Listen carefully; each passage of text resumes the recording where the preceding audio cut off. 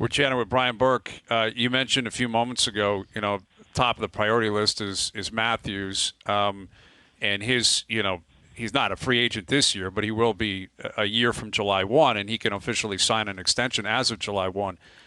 I'm curious how, he gets to the player, or if even that is a possibility, Brian. Like, does he just deal with the agent, or as the new GM, can he not call up Auston directly and chat with him about where he stands, and like, how does that process possibly work out here? Well, the first trip I made in Anaheim was the day that Scott Niedermayer became a free agent. I flew to Cranbrook. And I flew to Vancouver and then took that small Dash 8 up to on Canadian Air back then, I think, to Cranbrook and met with Scott Niedermayer and said, Scott, what do you need? What are you looking for here? And he said, I want to play with my brother. I want to play in the Western Conference. I'm sick of the Eastern Conference, and I want a chance to win. I said, well, there's only one guy that you could talk to that can check all those boxes, because I'm the only guy that can keep Robbie Niedermayer here. And so I said, you got to deal with me. If that's your list, you got to deal with me. So if I were Tree, and I bet you he's already figured out, he's on a plane in the next day or so. Get through your media stuff in Toronto. It's a big burden the first couple of days. Everyone wants an interview.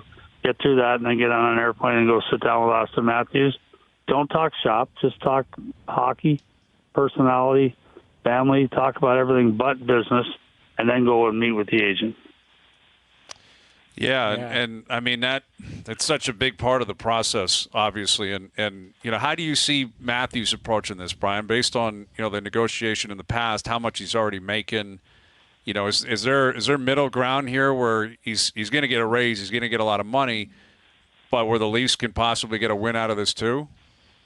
I have no idea. Like, you're asking me, I don't know Auston Matthews hardly at all. I said hi to him a couple times. I have no idea what makes him tick or what he wants after this. I know he has said, at least in the media, he has said he'd like to stay. So that's a good starting point. I know he loves playing here in terms of how he's treated and the reverence that the fans have for him in Toronto. I think that's a good starting point. Sit down with him and say, all right, if you want to stay, then we got to talk about an extension. What would it take? And see if there's middle ground there.